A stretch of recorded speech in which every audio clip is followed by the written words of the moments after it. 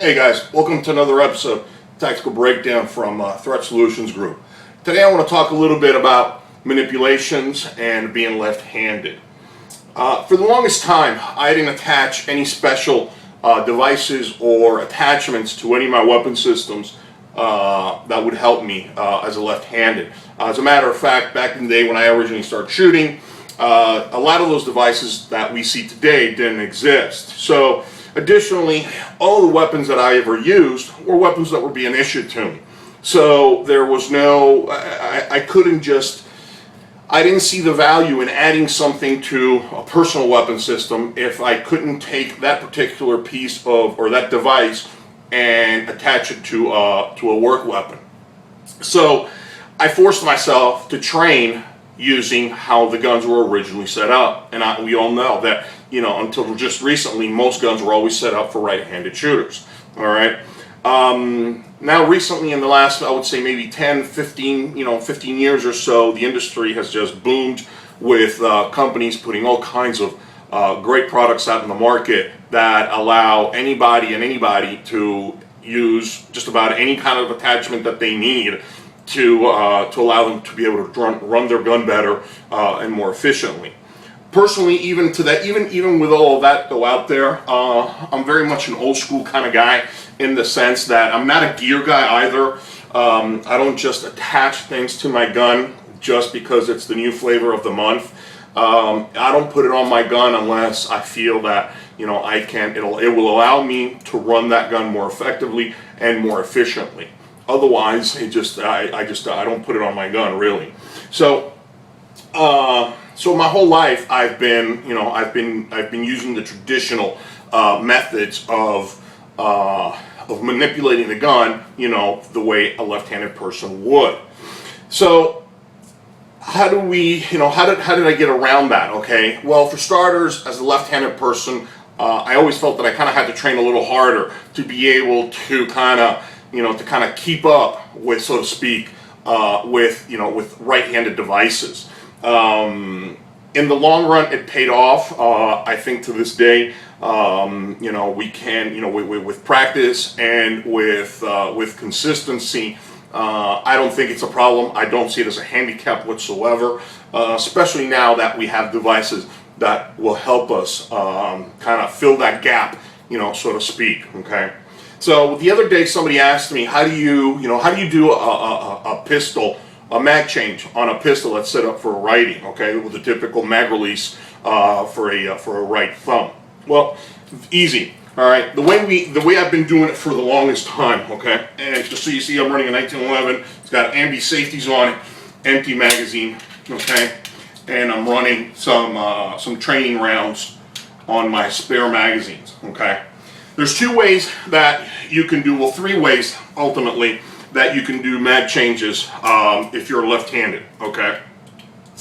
The first two are going to be if the gun is set up for a righty, meaning that the gun does not allow for the feature of being able to remove the magazine release button, okay, and swap it to the opposite side, all right, allowing you to use basically your left thumb, okay, to remove the magazine, okay. So assuming that that feature is not on your gun, does not support that feature, your gun does not support that feature, then the way I've always done my magazine changes have been the same, basically, okay. You come out, punch the gun out, you're engaging your target, pop, pop, pop, the gun locks to the rear. At that point, I bring my gun into my workspace. If you notice now, my index finger, okay, comes back and engages my mag release button. At the same time that I'm bringing my gun into my workspace, my support hand reaches for my spare magazine, the fully loaded magazine that I'm going to be inserting into the gun, okay? I remove the spent magazine, okay? I insert the full magazine, and now what I do is I come over the top, I use the overhand method, okay, to release the slide, and I punch the gun back out, okay? Personally, I like using the overhand method. To me, it's a consistency issue. A lot of people say that, well, it's quicker to use a slide release, and yes, they have. I think they are correct. I think it is faster to use a slide release, But to me, it's a consistency issue. I think that being able to come over the top works in line with type 1 malfunctions, tap rack, so on and so forth. Also, additionally, and again, this is just me being probably OCD, you know, shooting all kinds of different pistols, especially when I was a contractor. You know, sometimes the mag or the slide lock is not always in the same place. So, you know, and being left-handed, to me, it was just easier to come over, you know, come over the top. For years, until somebody introduced me to that method though, for years, the way I did it, okay, and this is the way, if for whatever reason, you know, if you feel like this is the way you've been doing, or you want to use your slide release, you think it's faster, or that's the way that you prefer to do it, you still can, okay? There's just a slight change in the reload, okay? The reload, you punch the gun out just like you normally would. You're engaging the target. The magazine, the gun runs dry. You bring your gun into your workspace again, all right? Your index finger engages the mag release, releasing the magazine. You get a good purchase on your spare magazine. You insert the magazine into the well, and now the difference in the reload happens right here. The index finger of your support hand, okay, reaches for the slide lock, engages it, letting the slide run forward, and now you punch the gun back out. That's it. That's all there is to it, okay? So you go from either using the overhand, or as soon as you insert the magazine, you engage the slide release with your support hand, okay? With your support index finger, all right? That's it. That's the only difference there is. Now, the third method of doing it is if your pistol does allow you to swap over the magazine release button, all right?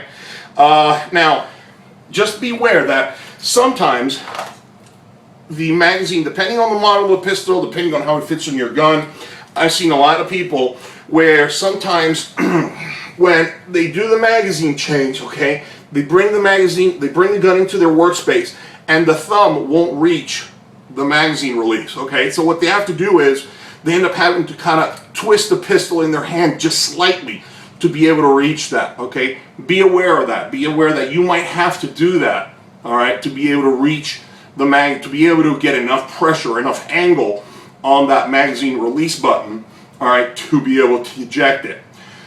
If you're not too happy with that technique, another solution to that is installing a slightly larger magazine release to that particular pistol. I know, for example, my girlfriend had that issue with her Glock 19.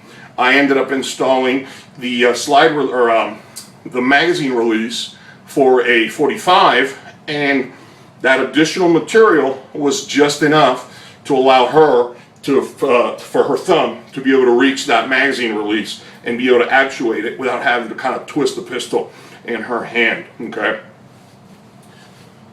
So, again, all kinds of stuff out there nowadays for you to be able to kind of find your little niche, how you would like to go ahead and do your emergency reloads or your speed reloads, okay?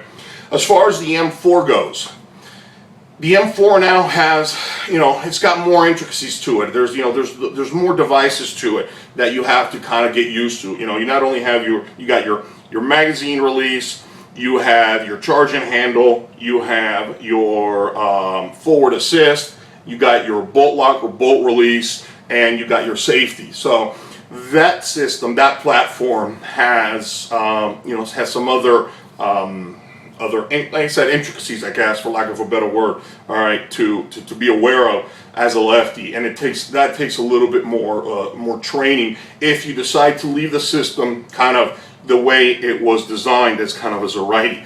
But again, there are plenty of companies and plenty of devices out there to fill that gap and allow you to better run the system a little bit more efficiently, a little bit more effectively, should you choose to. And we'll be talking about that here on the second part of the video.